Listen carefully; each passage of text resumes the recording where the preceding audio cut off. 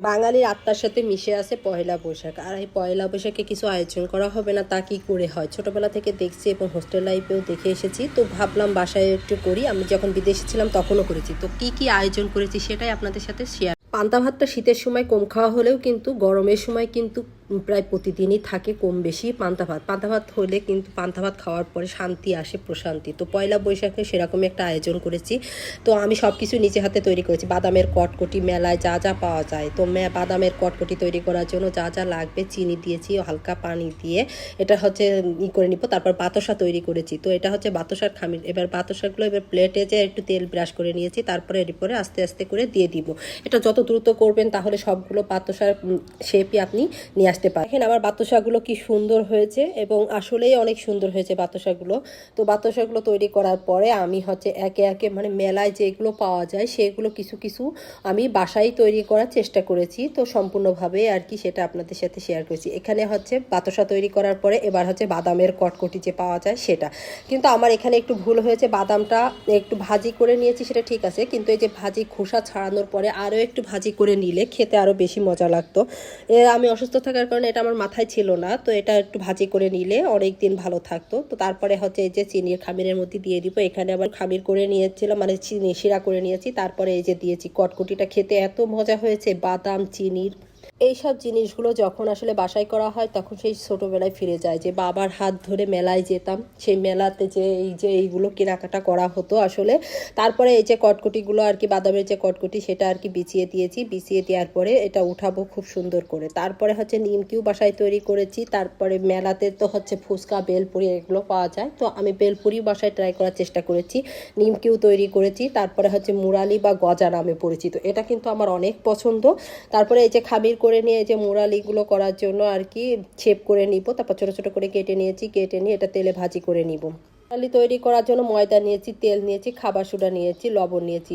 এগুলো সব কিছু দিয়ে পানি দিয়ে মাখিয়ে রেখে দিব। তারপরে হচ্ছে বেলে নিব, বেলে নিয়ে এরকম মোটা মোটা শেপ করে কেটে নিব। কেটে নিয়ে এটা তেলে হালকা তেলে ভাজি করে নিব। এই যে দেখেন সবগুলো।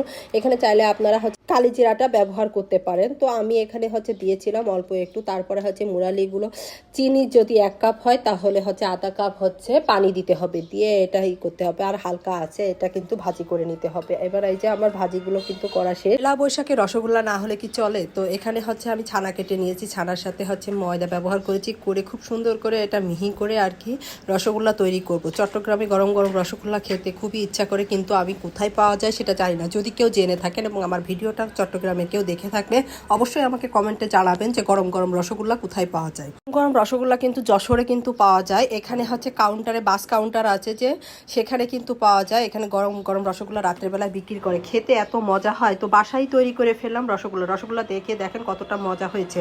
আর রসগোল্লাটা তৈরি করলাম দীর্ঘ 4 বছর পরে। তো দেখলাম যে না, সব কিছুই ঠিক আছে এবং পারফেক্টভাবে হয়েছে, এবং আমার রসগোল্লা কিন্তু হয়ে গিয়েছে। দেখেন কতটা ইয়ামি এবং লোভনীয় হয়েছে। কেউ যদি খেতে চান তাহলে অবশ্যই বাসায় চলে আসতে পারেন। তো আমি একটু ভয়ে ছিলাম যে অনেকদিন পরে রসগোল্লা তৈরি করছি, কেমন হয় কি না হয়। আর আমার হাতে যারাই রসগোল্লা কিংবা মিষ্টি আইটেম খেয়েছে তারা সবাই অনেক প্রশংসা করে, দেশ কিংবা দেশের বাইরে সবাই অনেক প্রশংসা করে। আর এটা মনেই হবে না যে আপনি এটা বাসায় তৈরি করেছেন, মনে হবে কোনো নামি দামি ব্র্যান্ডের থেকে কিনে নিয়ে এসেছে। এবং দেখে বুঝতে পারছেন কতটা মজা হয়েছে। এবং শুধু কি রসগোল্লা তৈরি করেছি, ইলিশ মাছ না হলে কি হয় বলেন? পয়লা বৈশাখ মানে ইলিশ মাছ। তো আমার রসগোল্লাগুলো তৈরি হয়ে গেছে এবং এটা রেস্টে রেখে দিব। এবং ইলিশ মাছের প্রসেস এবং ভর্তা ভর্তির প্রসেস, তো পয়লা বৈশাখে ইলিশ মাছটা করা হয়েছে। আর একটা হচ্ছে সরিষা ইলিশ করা হয়েছে, ইলিশ মাছ ভাজি করা হয়েছিল, বেগুন ভাজি করা হয়েছিল। আর একটা জিনিস হচ্ছে মুড়ির মোয়া বা চিড়ার মোয়া। তো আমি এখানে মুড়ির মোয়ার জন্য খামির করে নিচ্ছি। আর এটা হয়েছে কিনা তা পানিতে ফেলে দেখতে হবে, যদি আঠালো ভাব হয়ে থাকে তাহলে বুঝবেন, তখন মুড়িগুলো দিয়ে সাথে সাথে কিন্তু মোয়াটা তৈরি করতে হবে।